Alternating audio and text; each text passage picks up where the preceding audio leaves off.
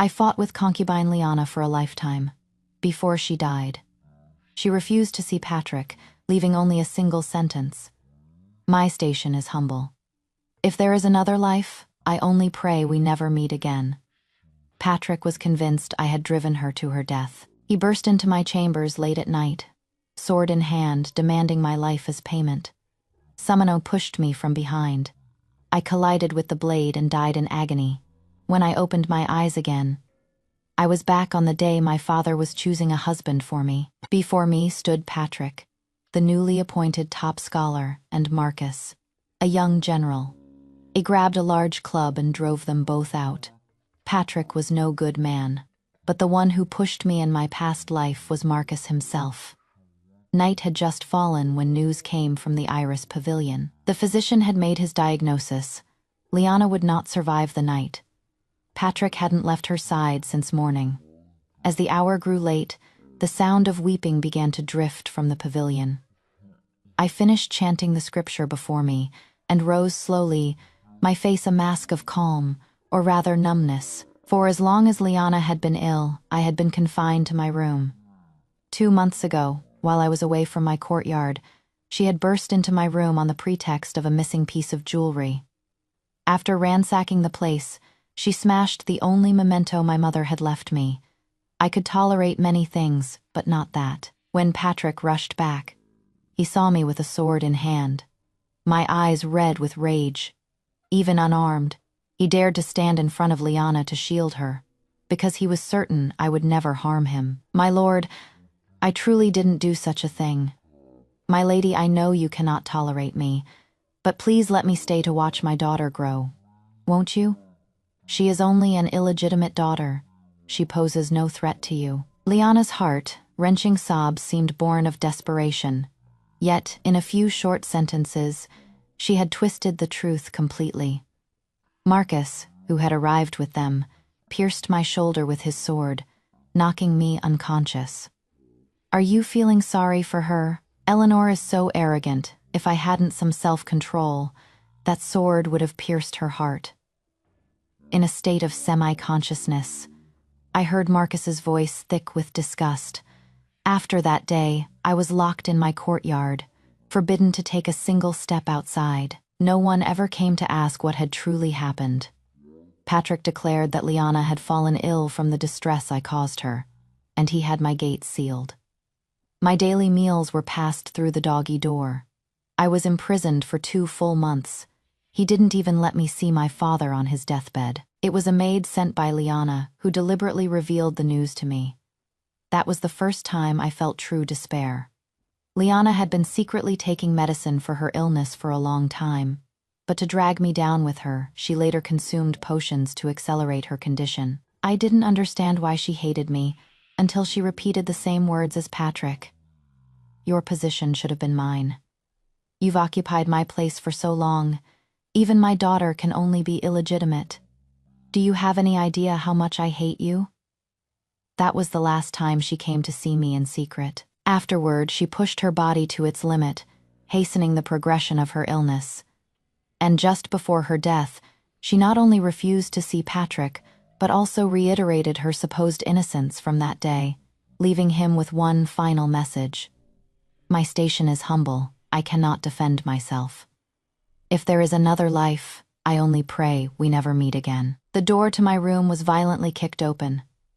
Patrick's eyes were bloodshot, his face a contortion of grief, but more than that, of hatred. The loathing in his eyes seemed to spill over as he gripped his sword. You wretched woman, I will kill you today and make you accompany Liana in death. I could have dodged the blow, but for some reason, I suddenly felt so tired, so I didn't move, meeting Patrick's gaze with an empty calm. But at the last moment, Patrick deflected his sword. And just then, someone pushed me hard from behind, sending me straight onto the blade's edge. Hearing Patrick's cry of shock, I felt a wave of revulsion. I even pushed myself forward, driving the sword deeper, before losing consciousness completely.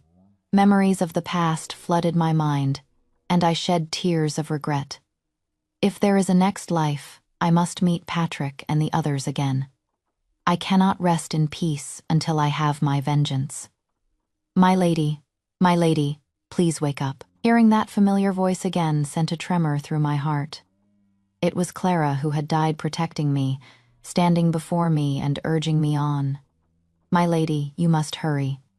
The two gentlemen are already in the main hall. The master has sent for you several times. We must get you ready."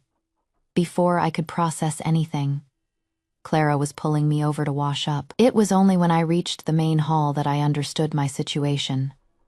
I had been reborn, and the timing of my rebirth was truly something. It was the day my father was choosing a husband for me.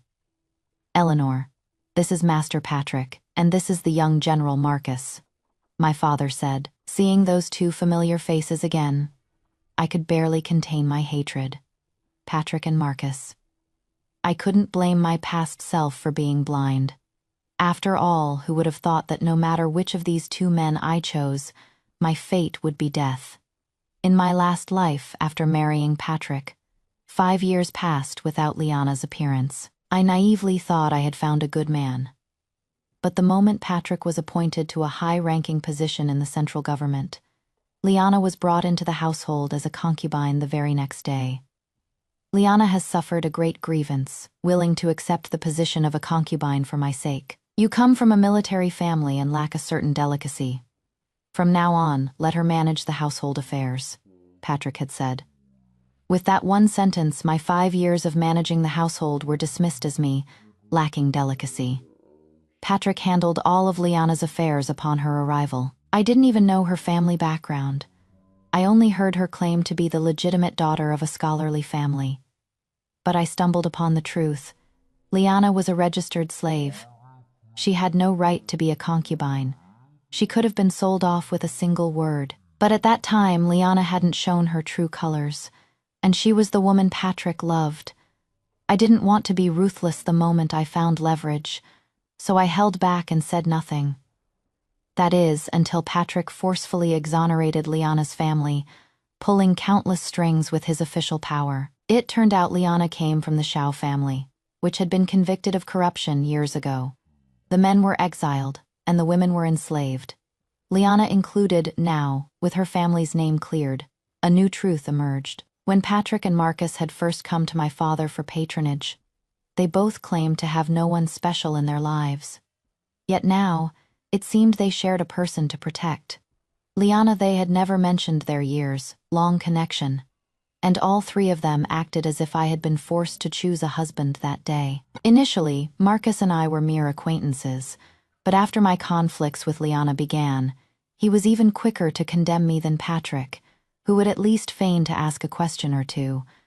Marcus simply decided I was at fault. Even in my past life, when Patrick had clearly deflected his sword, it was Marcus who pushed me from behind, ensuring I was impaled. I would never forget that figure in black.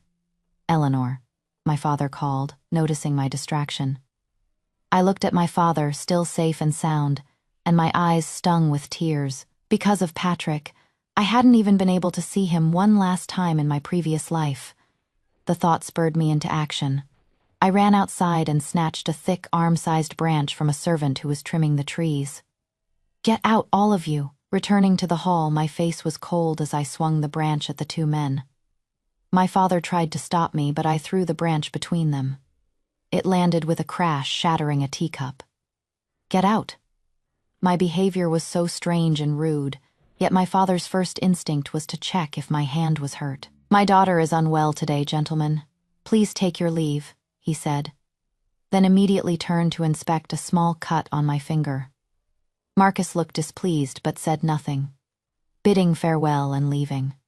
Patrick, however, gave me a deep, searching look, which only made me want to curse at him again. "Keep staring and I'll gouge your eyes out." After they were both gone, I buried myself in my father's arms and finally broke down, sobbing. There. If our Eleanor doesn't want to marry, she doesn't have to. What is there to cry about?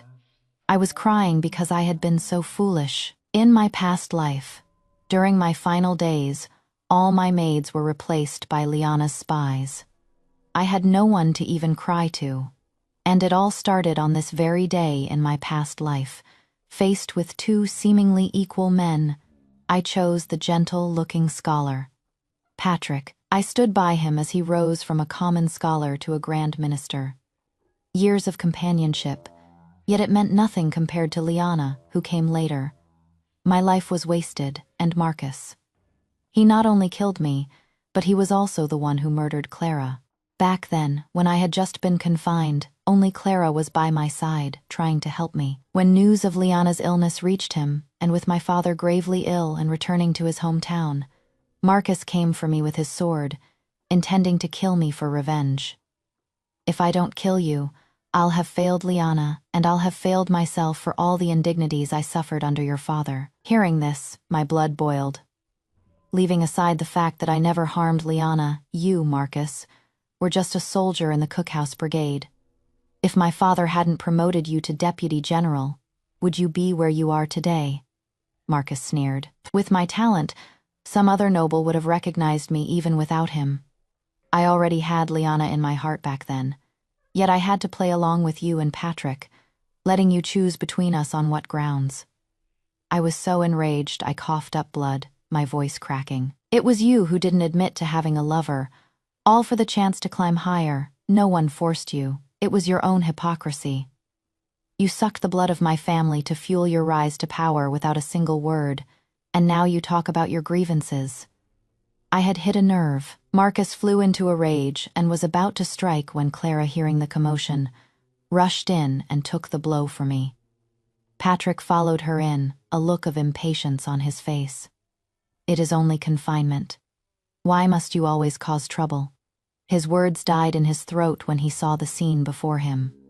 I fainted. When I awoke, I was surrounded by strangers with cold attitudes. Clara's body was gone, and only a servant at the door remained, who told me in a flat voice, "You are still not permitted to leave." I knew then that everything, including Marcus easily breaking into the estate, was the work of the bedridden Liana and Patrick. He had simply chosen to be a blind man through it all. Coming back to the present, I took a deep breath. The only comfort was that this time, it was not too late. I told my father directly that those two men had ulterior motives. Not only could they not be trusted, but they should be eliminated. Me father, though straightforward and not overly cunning, was not easily fooled. In my past life, Patrick and Marcus gained his trust because of an incident on the road back to the capital half a month ago.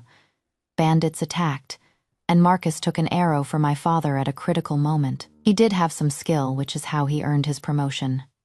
He prided himself on his abilities, but he didn't know he was stuck in the cookhouse brigade because he had offended someone. That person was the scion of a noble family who had been suppressing Marcus's records. If not for my father, no one else would have dared to intervene in that feud.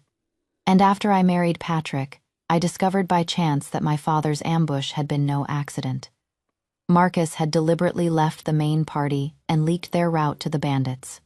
His path to power was paved with the lives lost that day. Me father was deceived after promoting Marcus. Marcus then recommended Patrick to him.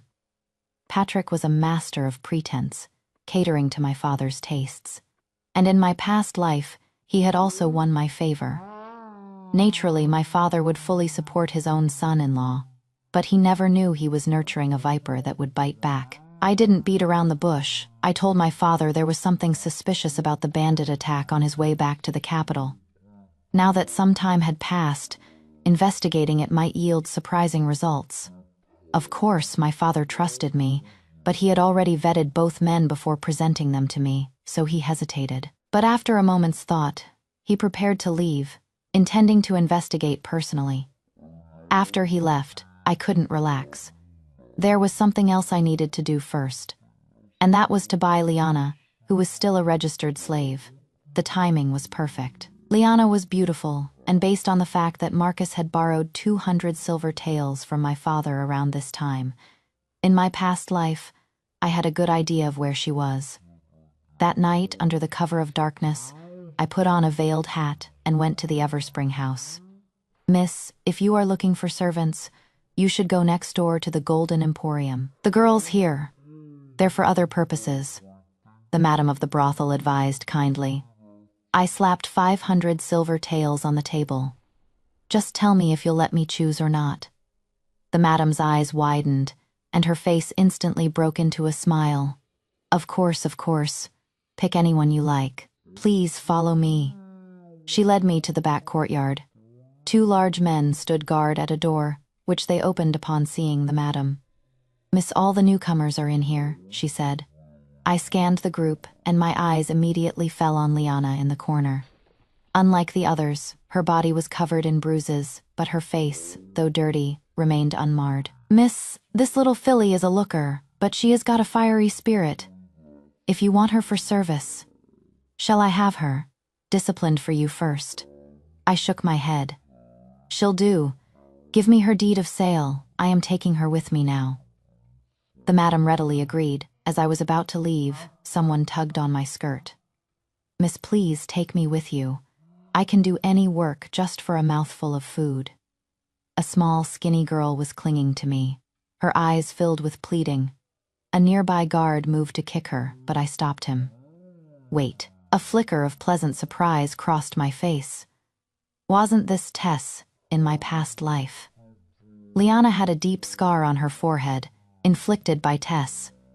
Though Liana usually covered it with her hair, it was a source of deep-seated resentment for her. Once she gained power, she immediately sent people to find Tess and had her beaten to death.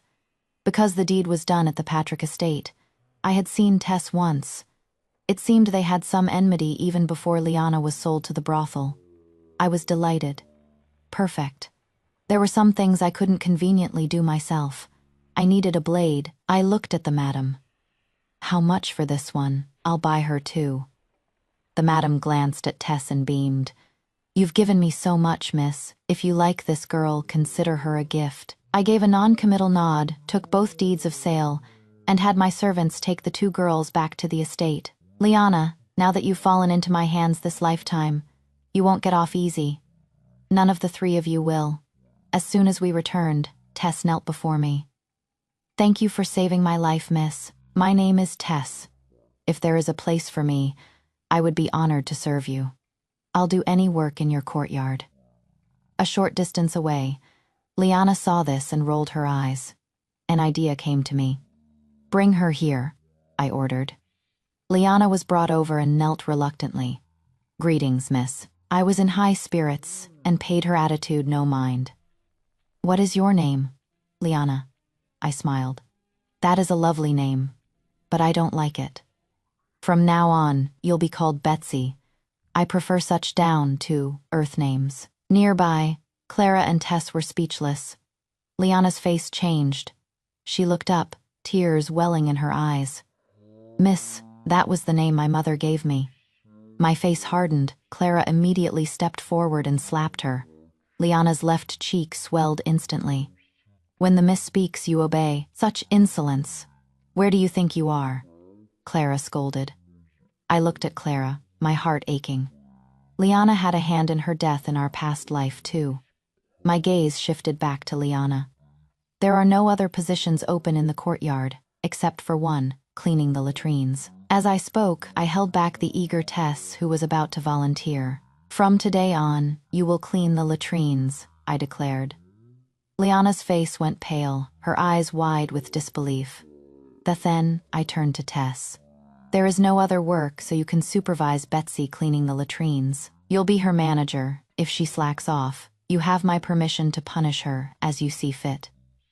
Tess was stunned for a moment.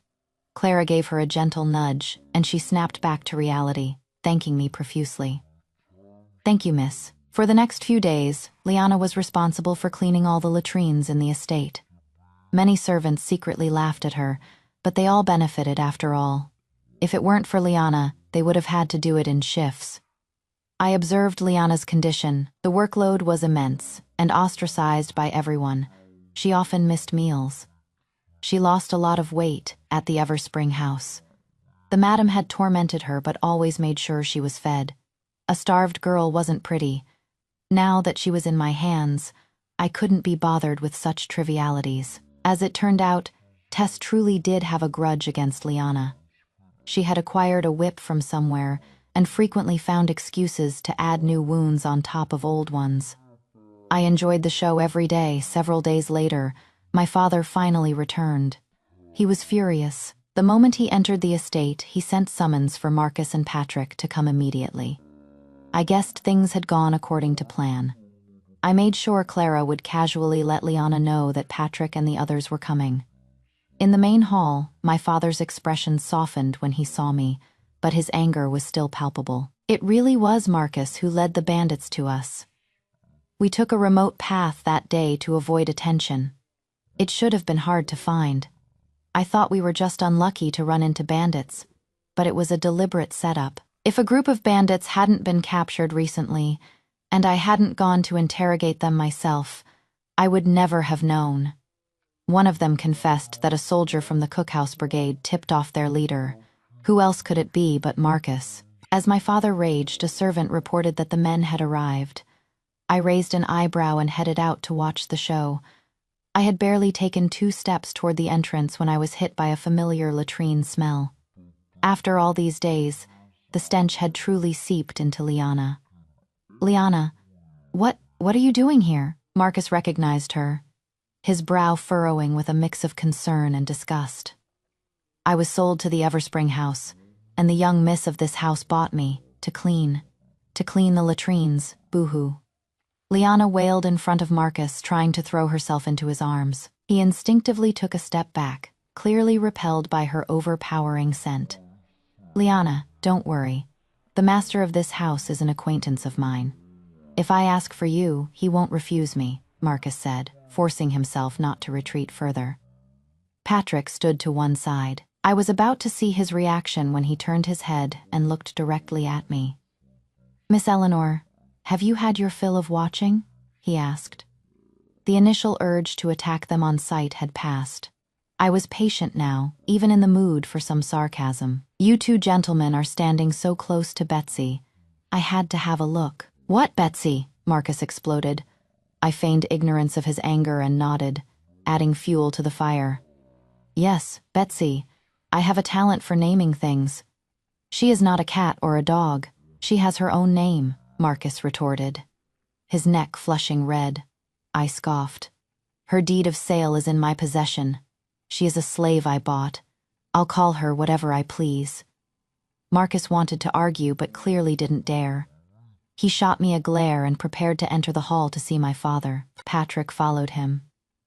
I stayed where I was, watching as Tess dragged Liana away to continue her latrine duty, and then admired the scenery for a while.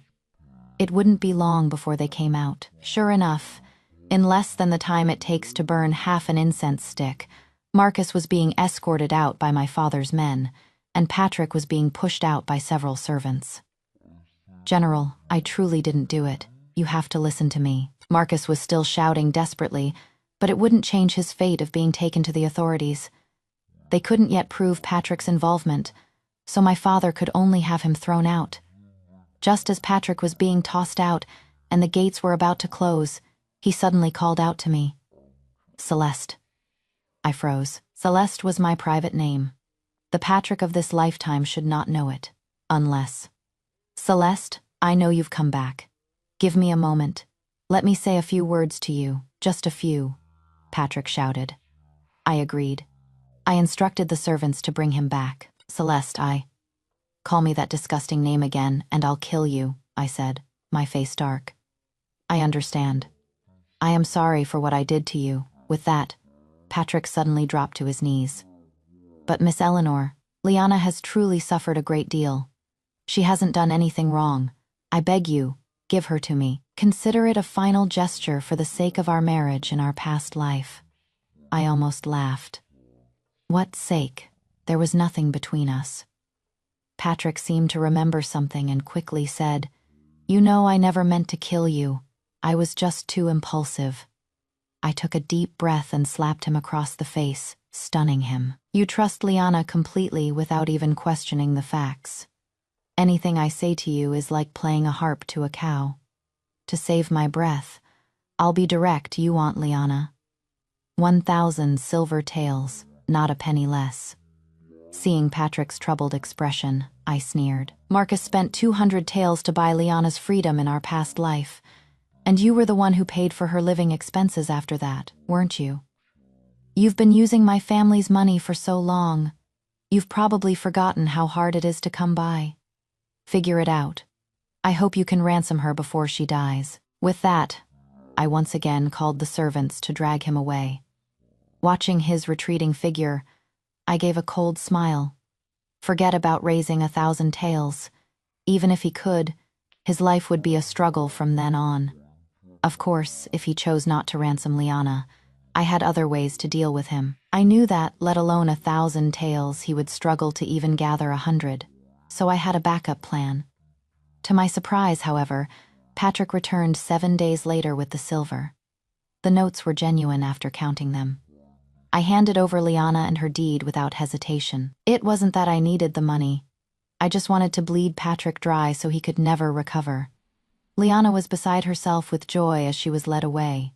She wasn't fully aware of what had happened these past few days. She had been too busy starving from overwork to pay attention to outside matters. She threw her arms around Patrick, then shot me a look of pure hatred before biting her lip and changing the subject. "Where is Tess? After tormenting me for so many days, her time should be up." Tears streamed down her face like broken pearls. "Patrick, my love, that wretched girl bullied me for so long. You must avenge me." Patrick glanced at me. "How much for that maid?" "I'll buy her too." I rolled my eyes. 2,000. Patrick nodded. "Fine, 2,000 copper coins. I'll give it to you now." I maintained my smile. 2,000 silver taels. Patrick realized I had no intention of handing her over. He took Liana and prepared to leave, but I spoke up suddenly. "Today is the day of Marcus's execution. Liana, aren't you going to see him off?" Liana had clearly heard about this already, but now she tried to distance herself. "Of course I will, but I only ever saw Marcus as a brother." Then she looked at Patrick, her eyes filled with cheap affection. "I already have someone in my heart." Patrick met her gaze but said nothing, looking away. After they left, I was about to send someone to investigate how Patrick had obtained the money, but to my surprise, there was no need. The news was easy to come by. I had assumed Patrick had taken out a high-interest loan, but instead, I learned he was to be married in 3 days. His bride was the notorious daughter of the prestigious Ainsworth family. Why notorious? She only took in husbands who married into her family, and she kept no fewer than 10 male lovers. It seemed this money had come from the Ainsworths. I wondered how Lady Ainsworth would react upon learning that Patrick was also keeping a woman named Liana on the side. The time wasn't yet right. I could let this matter rest for a while. It was nearly noon, which meant it was time for me to go send Marcus off. Whether in the last life or this one, he had given more for Liana than anyone. But in both lives, Liana chose Patrick. It was simply because, at every moment of choice, Marcus was in a weaker position than Patrick. Yet he didn't resent his own powerlessness, nor Patrick for being his rival, nor Liana for her wavering heart. He resented me and my father. I once tried to analyze his thinking, to empathize, but in the end I realized some people are just born malicious. Colluding with bandits to ambush the Imperial Army was a capital offense. This time, I didn't wear a veiled hat. There was no need to hide. From the moment I arrived at the foot of the execution platform, Marcus's gaze was fixed on me. That look of disgust and hatred was all too familiar. "You wretched woman, even as a ghost I will." He was so absorbed in his hatred that he didn't notice the time had come. His sentence was cut short as his head fell to the ground. Coming back to find me. Excellent. The hatred in my heart had only been soothed by a fraction. 3 days later was Patrick's wedding. Lady Ainsworth was flamboyant, parading Patrick's bridal sedan through the streets 10 times. I thought it was a sign of how much she valued him, but it turned out Lady Ainsworth was still occupied with her male lovers. Patrick was certainly patient, as he made no moves during these days. Naturally, I couldn't let things be so peaceful. That would be too boring.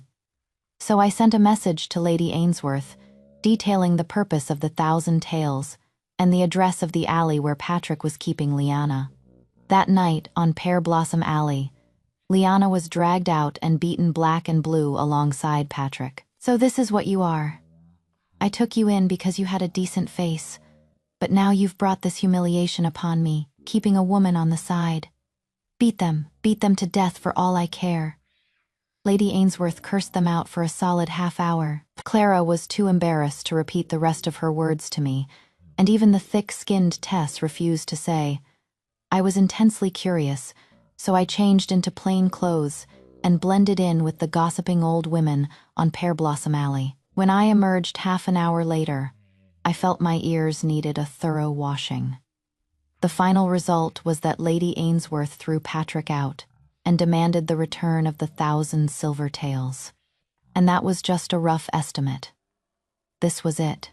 Forget about making a comeback. He would be lucky to survive. Even if Patrick remembered the questions from his imperial examination, he couldn't even afford the registration fee now. Burdened by debt, he tried to sell calligraphy and paintings to make money, but a man who had been so thoroughly coddled could not survive in the real world. In his past life, he never acknowledged how easy his life had been, lamenting only that he couldn't marry Liana. But in this life, they were both free, so why didn't they just get married? Some things are only cherished after they are lost. The money he earned wasn't enough to live on, let alone repay his debts. Me father's support in the last life, which Patrick had dismissed as mere copper and gold, was now the very thing he would have to spend the rest of his life chasing.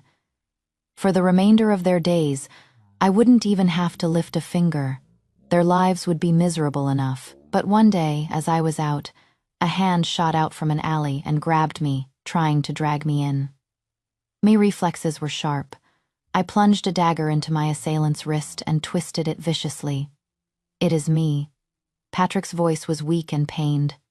"I know I was wrong, Celeste. Every day is torture. I finally understand.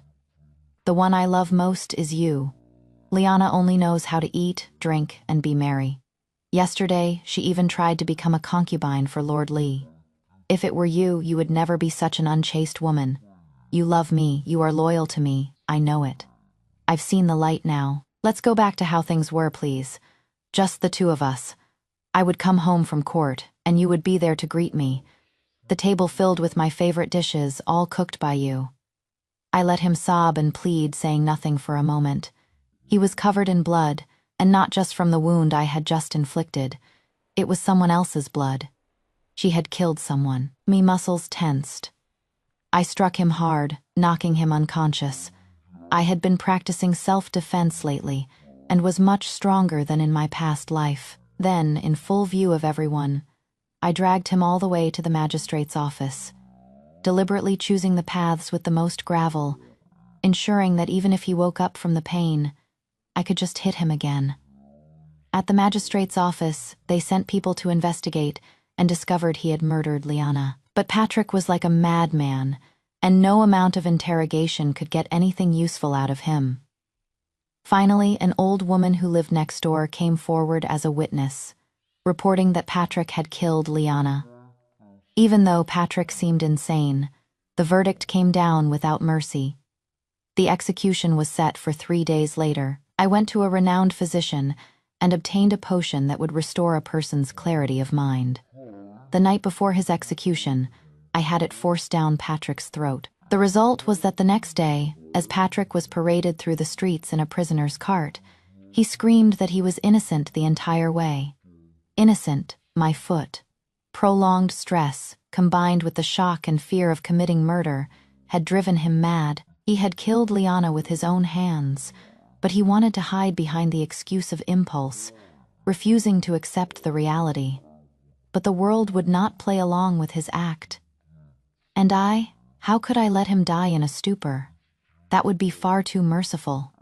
I wanted him to face death with a clear mind. Some people in the crowd murmured that since he was crying injustice for so long, perhaps there was more to the story. But as the executioner's blade fell, the crowd dispersed, each person returning to their own life. No one discussed it further. Patrick became just another nameless criminal, one of many. As for me, I had pushed them to their demise. Yet through it all, I had never laid a hand on them directly. Doing it myself might have been more satisfying, a mutual destruction at worst. But I found them too foul. Besides, there are still people in this world I care for, and they were not worth my life.